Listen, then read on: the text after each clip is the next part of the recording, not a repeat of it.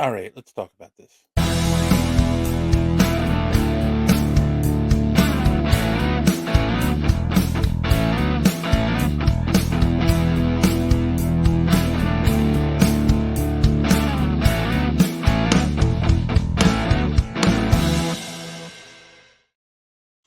Hey, boys and girls, and welcome to a new superhero speak rant. And this week, I want to talk about the Joker movie and the Joker 2, which the trailer just hit this week, and it's Folie a Deux, I believe the movie is called. And I want to talk about this. So now, before everyone gets upset and starts jumping in the comments and saying, I don't know what I'm talking about, and the movie was great and all this stuff. Let me just slow your roll and let me give my take on all this and my opinion. Listen to what I got to say, and then tell me what you think in the comments down below. But I'm going to start off with saying, and this is we discussed it on the podcast a long time ago when the movie came out. We reviewed it, and we didn't really care for it. Like we didn't say it was a bad movie, but it is not a Joker movie. And I think we all stick behind that review, me especially. Um, and look, I know the movie went on to make buku bucks in the box office, and I know that it um, won awards. Joaquin Phoenix, I believe, won a lot of awards for the role and whatnot. And again, I'm not saying it's not a good movie, but you're presenting it as a Joker movie, and it's not a Joker movie, and there's a lot of reasons for it. And we actually just talked about this um, in our most recent episode. JD made a point, and he's very correct on this: is that it's hard to do the dark universe. That's Wolfman and Dracula and the Mummy, and put them together in a multiverse because you're rooting for the bad guy. And it's the same thing in this movie. Like the Joker should be a force of nature that you're afraid of. It should be the foil to Batman. He should be the thing that Batman needs to figure out how to stop, but is having a difficult time figuring it out because he's not playing with a full deck. He's dealing with someone who's crazy, and there's a whole dynamic there that if you just give us a Joker movie, you're losing that. So right off the top, you lose my interest because of that. So that being said, now we're getting a sequel. And I think the sequel is gonna be even worse than the first movie, and it's not gonna work, and there's multiple reasonings I have for this. And I'm gonna start off with the most obvious. The storytelling trick that works in the first movie is the unreliable narrative trope that you sometimes use in movies, and that is a the idea with that is you don't know if what you're hearing is true or not because the person telling you the story isn't all there for some reason. And of course, in this case, the idea is that the story's kind of being told through the Joker's eyes, and we don't know how much of it's true and how much of it's fantasy. They do that with showing his girlfriend is not his girlfriend; it's in his mind. She just is a neighbor that lives in the same building as him, and by the end of the movie, he's in a psycho ward in a straitjacket, and you don't know if he was just imagining it the whole thing, or if he was arrested after causing all the chaos in the movie. So long story short, again, the idea is you don't know how much of the movie is actually true. That works in a solo movie. That works in a single movie. Trying to I think another great example of that is Taxi Driver, another a great Robert De Niro movie, um, where it's same basic idea, a guy who is, dealing with the dark side of the city he lives in, starts losing his mind and turns to vigilantism and so on and so forth. And that's the whole thing, right? Like, that works in a great one-off story. If you try to do Taxi Cab Driver 2, it wouldn't work. It just you'd feel like you're rehashing the original story, and then you'd be sitting there and going, "Well, how much of this is true, and how much of the first one is true that's now affecting the second one?" And it becomes very confusing very fast.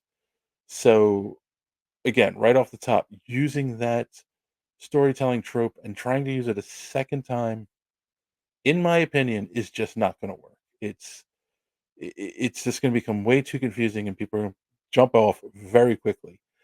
I think the other problem I have with this, again, goes back to the original point, is Batman does not work. I'm sorry, Joker does not work without Batman. He is a foil to Batman. It's one of the reasons I didn't care for Gotham. I'm sorry, I know there are people who cared for it, but you also have to admit in the later seasons they had a young Bruce Wayne in there doing stuff, and they tried to fast track him to Batman because they knew it wasn't working, right? Let's be honest. And they had a crazy mixed up uh, origins for Joker in that show. And yeah, Gotham is Batman without Batman. It doesn't work. And it's Madam Web. It's Morpheus. It's Craven the Hunter. Like, these are terrible ideas. This is Spider-Man movies without Spider-Man. Batman movies without Batman. It doesn't work. Um, and again, the first one worked because it was, let's be honest, it was a retelling of the King of Comedy, mixed with, Taxi Driver. Like, that's what that movie was. It was not a Joker movie, it was not an original idea, it wasn't mind-blowing, it was well acted, well performed by Joaquin Phoenix, and that's what made it interesting. By the time you get to the end, you're like, "Eh, okay, I saw it. I don't ever have to see it again." So, yeah, I think number 2, that's just, again, for me, it doesn't work. You maybe get away with it once, trying to do it a second time just isn't gonna work. Uh, Next, I think we have to talk about the big issue that's gonna hang over this movie that people don't aren't going to want to admit to at first, but that's the Harley Quinn Joker relationship, right? It's been long established and considered a toxic relationship unfortunately in the animated series and the comics. It got worse until Harley Quinn eventually broke herself free, and that has become the modern narrative. They did that in Birds of Prey movie where Margot Robbie's Harley Quinn gets away from the Joker finally and goes off on her own. And in the Harley Quinn cartoon on Max, that's the other story. She's finally broken up with the Joker and she goes and moves in with Poison Ivy. She gets away from the toxic relationship. Well, now we're going to have a whole movie celebrating that toxic relationship. Like, that's all the movie's going to be about. And I think a lot of people are going to not be on board with this. Right away from the beginning, it's going to cause an uproar, and I don't disagree. Like, people should be upset with that kind of dynamic. It's not healthy. It shouldn't be celebrated. And yeah, that's going to, I think it's going to hurt this movie. Like, I don't think it was thought through. And again, how do you now bring in Harley Quinn and you still don't have a Batman or anything like that set up in this universe? Like, so what's the point? Um, and then that's the other aspect of this movie. I feel like because the title, sorry, I have to look at it again because I can't remember the French. Folie à deux. The title in French, what that means is a shared delusion. So that's the idea here, right? Is um now we had that first movie where you had a delusional main character telling a story you don't can't know if you can trust it or not. Now let's take it up a notch and bring in a counterpart to the Joker who a love interest who also shares the delusion, and we don't know what from her point of view is true. We don't know what from his point of view is true, and what's made up, and it's just going to be more confusing. And yeah, and I mean, here's the thing. I think I would have liked the first movie if it wasn't a Joker movie. It was just a modern taxi cab driver or idea.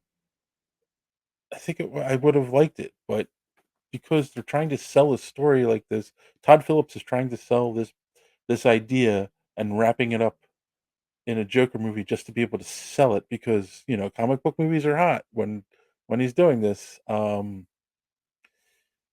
It's just it's insulting to people who grew up loving the character. I love this character when he's in stories like, um, The Killing Joke or, uh, Death in the Family or, any of the great Joker stories throughout the history of Batman, and The Return of the Joker. It's a great, great story, from back in the day. So, yeah, like and that's something else I wanted to bring up too. I think they missed the boat, and I wanted to share this. Anyone who is a fan of the character and wants to read something interesting should check out The Joker. Um, it's a graphic novel by Brian. I want to make sure I get his name right. Hold on. Brian Azario and um, did I say that? I did not say that right. Yeah, Azariel. And then, of course, art by Lee Bermujo. Um, this is I think the first thing he ever did in mainstream comics, and it's amazing. The art is really, really good in this book. It's something you haven't seen before. And what is this book? I think it's the only way you can tell a Joker story, a solo Joker story, and get away with it. And the idea behind this is it's gritty and realistic, right? So you're dealing with um, a more grounded Batman and Joker. So a Joker, like let's take the idea of the Dark Knight trilogy, where they wanted that to be more grounded. So you get a more realistic feel, and it's being told through the eyes of a character who is a low level thug in Joker's gang, and he's trying to move up. Johnny Frost is the name of the character. He's trying to move up in the organization, so he's actually sent um, to pick up the Joker, and he ends up basically the story. He spends the day with him, and he sees he starts seeing the world through the Joker's eyes, right? Like you meet Killer Croc and you find out it's a guy with a skin condition, but you know, um, those kinds of things. I believe this is the book where the Riddler's like a rival gang guy, and he's got like um, he runs he runs like a gang of car thieves, and then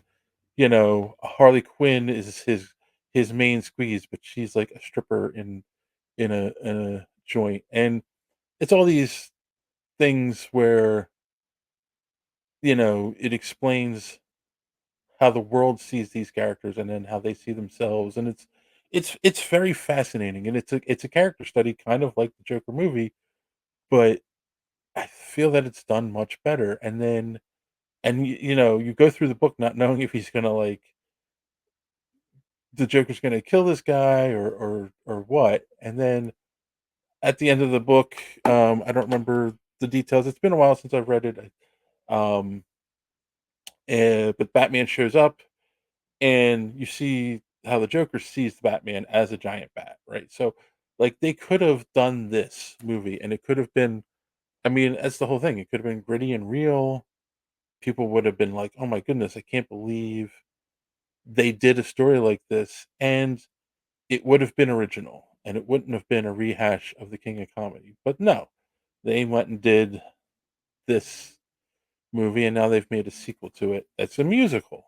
That's the other thing, and I get it, right? Like one of the best scenes in The Suicide Squad is when Harley is escaping, and you see her imagining all of the woodland creatures and cartoon characters and what around her, and it's funny and it's cute and it works because it's showing her madness and the way she sees the world. So, you can make the argument that's how you make it work is when he's sees the world as a musical because he's in love, you're seeing it through the crazy eyes. But I don't know. And I also think I have a big issue with these movies because, and this is continuing on in that theme, this one is will continue on in that theme, is they're trying to make the Joker a sympathetic character.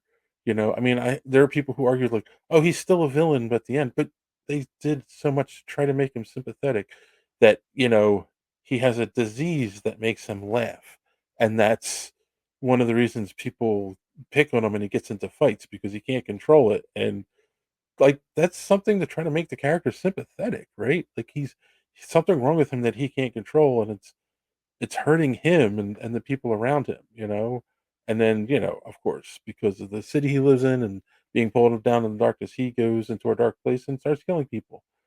Um, I mean, and then when he kills Robert De Niro, right? The host of that, I can't remember the character's name, but the host of the show, and he comes on and he's in the Joker makeup and he shoots him live on stage, right? Like that's supposed to be the moment, but like, that he becomes the Joker, but I didn't feel it.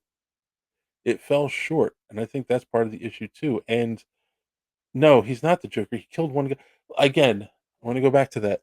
The Joker should be a force of nature that you're afraid of, not, like, just a guy with a gun. Like, oh, yeah, be afraid of a guy with a gun, but, like, no, I want to be afraid that this guy's gonna wipe out half the city because that's what he does in a lot of these comics, a lot of these stories, and he just doesn't care. Um, that's the other thing, he had a personal vendetta against Robert De Niro's character for, you know, what he perceived that he did to him, because he had the film of him bombing on stage and he showed it and then he made fun of him, right? So that gave his character a reason to dislike him. And look, I'm not going to um I'm not going to poo-poo on Joaquin Phoenix and his acting in the movie. He was great in the movie. He really was. He was amazing, and I will always give him that. I just don't like them trying to make the Joker a hero. He's not. He's a villain. So yeah, and of course, because we do this podcast, we're gonna probably go see the movie so we can review it. But I'm not looking forward to it. I'm sorry, I'm not. So yeah, that's my initial take of looking at this trailer, because again, the trailer doesn't tell you much. It's just a bunch of imagery, which tells me um, they're going to try to pull some tricks in this movie to make you, uh, again, the whole unreliable narrative trope. I think that's what they're doing, and that's why they can't show you much in the trailers. Just a bunch of imagery to make you go, "Oh, look, he's in his costume and he's doing stuff." Um, All right, but let me know what you think. Are you excited for this movie? Let me know in the comments down below. And while you're here, please click the subscribe button, click the bell for notifications, and smash that like button because it really helps out. And yeah, we will probably be discussing this more live Sunday on the podcast this week. And till then, as always, thanks for watching. Don't let your cape caught in the door.